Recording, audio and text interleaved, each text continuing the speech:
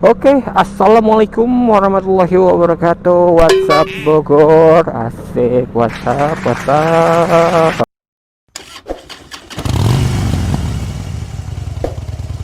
Oke semuanya,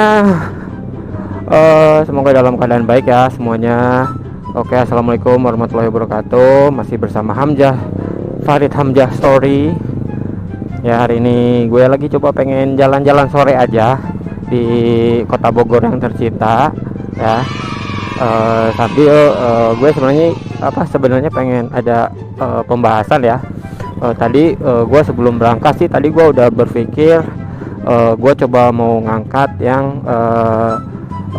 cara mengejar 1000 subscriber gitu ya. Oke, teman-teman semuanya, kemarin kita ulang tahun Indonesia ya, yang ke-75. Mudah-mudahan Indonesia kedepannya bisa jadi ya tambah baik ya. Kita sebagai warga negara juga semoga makin makmur gitu ya, baik secara kondisi perekonomiannya, kesehatannya juga ya. Mudah-mudahan semoga semuanya bisa pulih kembali lah. Oh ya, waktu di motovlog pertama itu gue pernah sempat mention apa itu yang menjadi kendala ataupun kebutuhan-kebutuhan lah ya untuk bisa menjadi seorang YouTuber gitu. Yang di motovlog pertama itu gue bahas itu setidaknya ada 4 poin yang perlu kita perhatikan lah. Itu yang pertama itu ada dari segi support, terus ada dari segi kontennya, lalu terus ada dari equipmentnya, terus yang ketiga itu lebih ke kepercayaan diri lo untuk menjadi seorang YouTuber. Nah, di sini gue akan lebih ke menitik poinkan yaitu ke masalah konten ya, karena memang masalah konten ini adalah faktor yang sangat-sangat penting menurut gue, karena itu bisa menjadi identity kalian untuk menjadi seorang YouTuber gitu. Nah, di sini gue akan ngambil konten lebih yang khusus, yaitu adalah si motovlogger ya, atau motovlog ya. Seperti yang sekarang lagi coba gue bangun untuk si channelnya itu sendiri ya. Jadi gue mengambil porsinya si motovlog itu sendiri ya. Jujur secara konten ya, secara konten untuk motovlogger pemula kita pasti akan kalah dengan para konten kreator motovlogger yang memang udah tumbuh dari tahun-tahun sebelumnya ya. Jadi mereka yang udah besar sekarang itu udah pasti yang jumlah subscribernya udah ratusan ribu ya. Pastinya kita akan ya bersaing di situlah ya gitu ya. Tapi mungkin untuk motovlogger pemula, kalau menurut gua ini akan menjadi sangat berat ya, karena kita kan memang baru muncul ya, terus kita juga baru memulai gitu. Jadi setidaknya banyak banget sih PR yang harus kita benahi untuk bisa berkembang seperti mereka gitu ya. Nah, mengenai konten itu, kalau menurut gua para konten kreator yang mereka udah punya subscriber banyak ya, udah punya penonton sendiri lah ya, ya mereka bikin konten ya jadinya kalau menurut gue ya udah aman-aman aja sih gitu. Maksudnya walaupun dia bikin konten ya cuma istilahnya cuma jalan-jalan doang, pun menurut gue mereka pun udah jadi gitu, pasti udah banyak yang nonton gitulah. Nah, tapi bagaimana dengan kita? Nah, kalau dengan kita sendiri, kalau menurut gue konten itu sangat penting ya, karena memang untuk menarik minat dari para motovlogger untuk datang ke channel kita. Nah, itu menjadi challenge terberat sih bagi kita gitu. Nah, kita lanjut ke masalah konten ya. Dari beberapa motovlogger yang gua lihat, gua pelajarin, kurang lebih ada beberapa poin konten kali ya yang memang banyak dibicarakan di konten YouTube kreator untuk si motovlogger itu ya. Yang pertama pastinya biasanya motovlogger itu akan buat konten seputar review motor ya. Itu udah pasti adalah ataupun banyak lah ya yang bikin konten seperti itu. Terus yang kedua itu biasanya ya yang ngeprank juga ada gitu ya, yang bikin konten seperti itu, tapi dia seorang motovlogger itu ada. Nah, terus yang ketiga ada juga yang mengambil porsi konten yang agak-agak gurih-gurih sedap gitu ya. Gurih-gurih sedap dalam artian ya agak nyerempet ke 18 plus lah ya gitu ya. Itu pun ada juga gitu. Nah, untuk yang pemula menurut gua itu akan menjadi pilihan yang sangat sulit sih untuk mengambil porsi yang mana, karena memang porsi-porsi tersebut itu udah diambil oleh mereka yang subscribernya udah mencapai ratusan ribu gitu.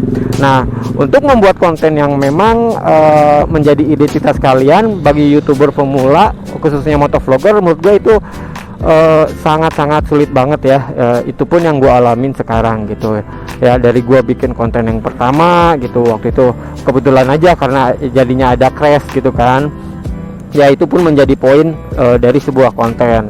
Nah, kesananya kita mau ngambil konten apa.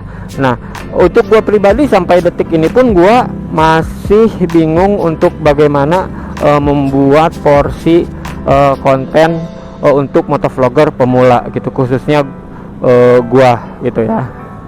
Nah, tapi menurut pribadi gua untuk mendapatkan 1000 subscriber pertama itu sangat-sangat sulit. Jujur, gua kurang lebih buat channel ini baru kurang lebih satu bulan lah ya. Gua membangun channel ini, dan memang pergerakan subscribernya pun tidak naik secara signifikan ya. Mungkin gue coba menganalisa, mungkin ada beberapa faktor yang memang agak sulit berkembang gitu ya. Yang pertama itu adalah mengenai konten yang tadi di awal gue udah mention bahwa konten ini sebenarnya sangat penting gitu ya. Jadi konten tersebut menjadi identity kalian untuk menjadi seorang motovlogger. Yaitu karena porsi-porsi konten yang memang udah terbagi dan udah beberapa didapat juga oleh mereka yang subscribernya udah memang banyak gitu. Jadi ya jujur gue masih sangat kesulitan untuk mencari konten itu gitu loh.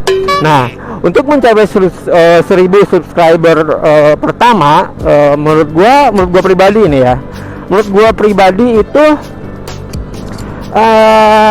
ada dua cara lah ya. Lu mau ngambil cara yang mana bebas, ini pilihan lu ya. Ini ada cara yang halal sama ada cara yang tidak halal ya. Gua mungkin secara garis besar gua ambil dua bagian itu ya. Nah, untuk yang kita pertama dari yang nggak halal dulu ya. Nggak halal ini maksud gua ya dengan faktor-faktor yang nggak baik sih kalau menurut gua, tapi tetap ini dikembalikan ke hak kalian masing-masing ya untuk bagaimana caranya ngedapetin 1000 subscriber pertama gitu. Nah, untuk cara yang tidak halal ini, yang pertama adalah biasanya kalau kalian cari ya di YouTube channel itu ada namanya sebuah aplikasi yang namanya Sub4Sub ya, kurang lebih aplikasinya itu gitu loh. Nah, jadi caranya kalau bagi kalian yang punya uang itu gampang banget ya. Kalian tinggal beli koinnya, terus kalian pilih channel mana yang mau kalian istilahnya dipasarkan lah ya, atau agar channel kalian itu bisa di-subscribe sama seseorang gitu ya. Nah, itu memang akan sangat singkat banget ya untuk mencapai 1000 subscriber pertama. Nah, itu cara yang pertama yang nggak halal kalau menurut gua, itu pakai cara aplikasi lah ya, pakai aplikasi untuk bantuan nambah subscriber. Nah, terus yang kedua ada cara lagi yang ini kalau menurut gua sih bukan nggak halal ya, cuma kalau menurut gua ini nggak fair aja sih untuk bagi kalian para konten kreator ya, karena kan konten kreator di situ kan kita ngomongnya create, kita membuat gitu. Jadi apa yang kita buat itu adalah kita gitu ya. Nah, ini ada cara yang selanjutnya, yaitu ya lu beli subscriber gitu. Banyak bertebaran kok di link-link semuanya ya untuk cara menambah subscriber. Ada yang bisa beli langsung gitu ya, kalian mentransfer uangnya, nanti channel kalian akan mungkin akan dipasarkan oleh mereka ya. Ya kurang lebih sih kalau menurut gue itu ya sama aja lu beli subscriber gitu. Jadi subscriber itu nggak datang secara organik gitu ya. Kurang lebih ada dua cara lah untuk menambah subscriber yang menurut gua kurang fair lah ya. Kurang apa ya, kalau gua pribadi sih gua nggak mau ya main di situ ya. karena memang pertama gua ngebangun channel ini memang dari hati gua gitu ya. Gua pengen berkembang dengan konten gua pengen berkembang dengan hasil editing video gua gitu, walaupun ya semuanya masih proses dalam pembelajaran gitu. Nah, di sini gua ada satu pembahasan yang menarik sih ya di YouTube gitu untuk terkait konten. Ya, mungkin ini juga buat motivasi teman-teman semua untuk kalian yang pengen memulai YouTube, khususnya untuk motovlogger ya. Ada satu YouTuber cilik ya, gua nggak tahu apakah dia ngambil konten itu motovlogger atau apa, enggak sih. Gua nggak ngelihat dia ngambil bidang apanya ya, tapi gua lihat dia channelnya dan dia posting videonya. Nah, itu kalau nggak salah itu namanya dia adalah Botel TV ya. Kalau kalian search nanti akan ada di sini ya, di atas gua ini namanya Botel TV.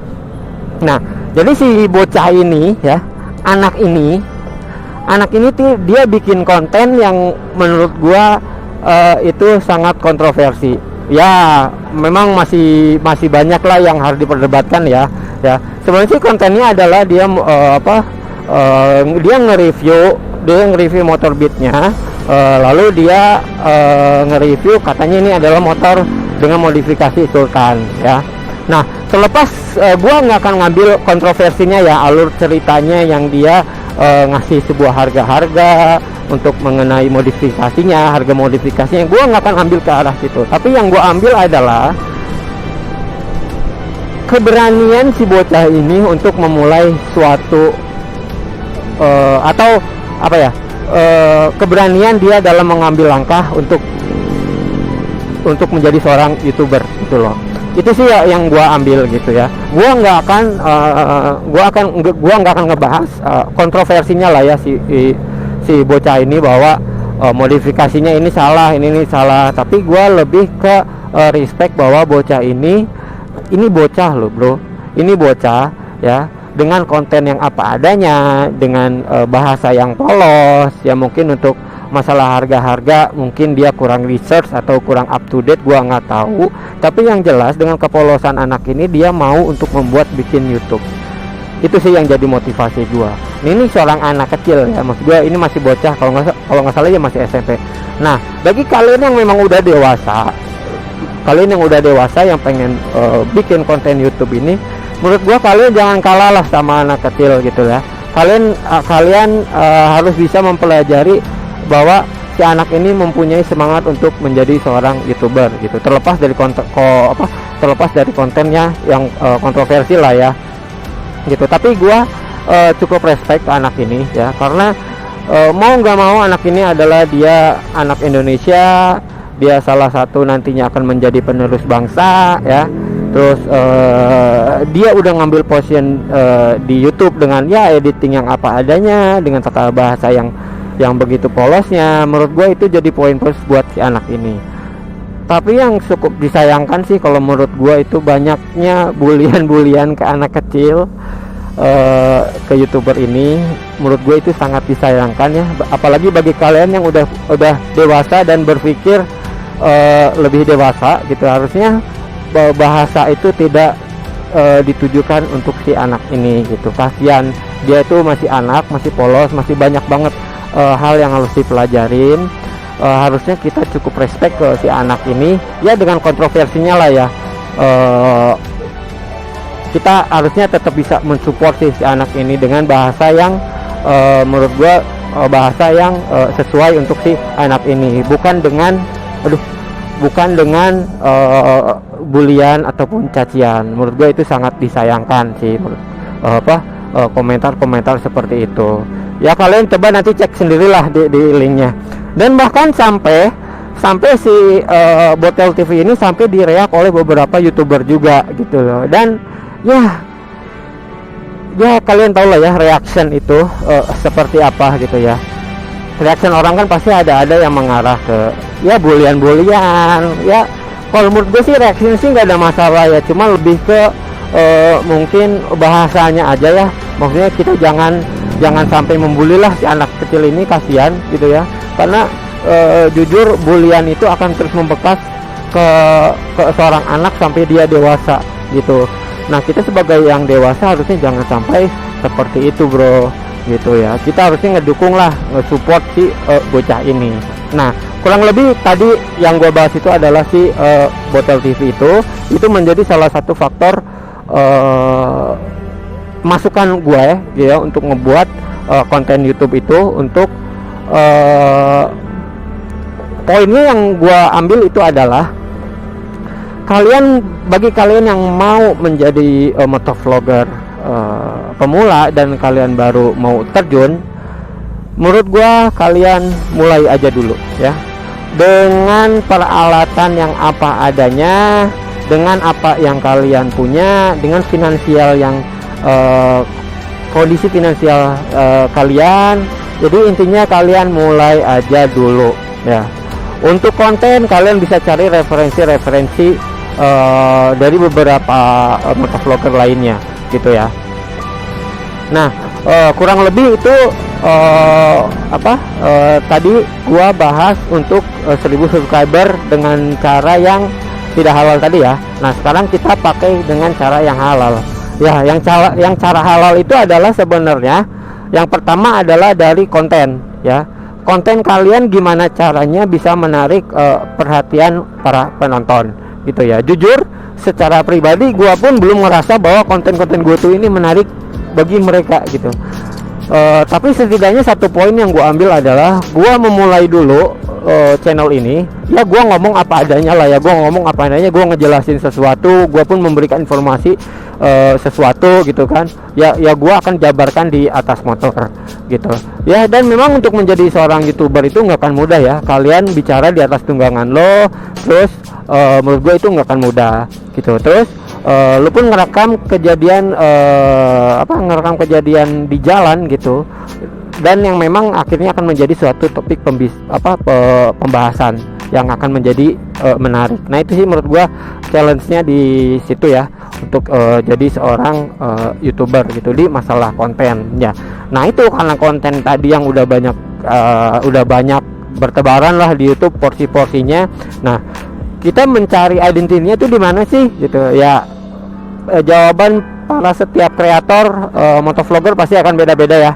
Maksudnya apalagi mereka yang udah tumbuh pesat sekarang, udah channelnya udah berkembang ya, istilahnya ya mereka bikin konten apapun akan tetap ditonton oleh mereka gitu, karena mereka udah punya komunitasnya sendiri gitu. Tapi bagi kita yang masih pemula, menurut gua saran dari gua adalah kalian terus aja semangat bikin konten ya, sambil kalian mempelajari lagi dari youtuber lainnya untuk mempelajari kontennya gitu ya.